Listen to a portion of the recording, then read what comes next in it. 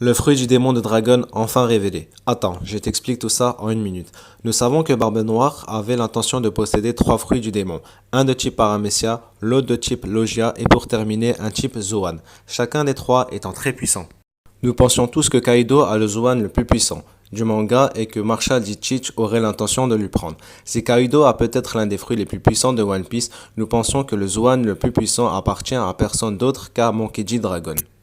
Après le combat de Sabo contre Jésus à Dressrosa, ce dernier l'a suivi jusqu'au quartier général des révolutionnaires. Une fois que Jésus a repéré la base, il s'est dépêché de faire son rapport à Teach qui s'est aussitôt excité. Mais pourquoi Barbe Noire s'intéresserait à Dragon alors qu'il n'a rien à voir avec lui? C'est parce que Teach est sûrement à la recherche du plus puissant fruit du démon de type Zoan. Il est sûr que le chef de l'armée révolutionnaire a une variété de capacités physiques différentes, et cette variété ne vient qu'avec les Zoan. Ce dernier peut contrôler l'air et la foudre.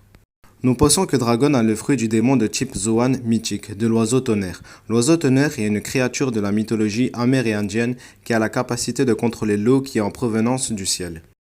L'oiseau tonnerre peut prendre la forme d'un humain, ce qui explique la nature de type Zoan. Lorsque nous avons remarqué qu'il venait de la mythologie amérindienne, nous avons vu de suite le rapprochement entre les caractéristiques physiques de Dragon et celles des Amérindiens. Il est dit à chaque fois que l'oiseau tonnerre est dans les parages, il y a un orage. Et à chaque fois que nous avons vu Dragon, il y a un orage.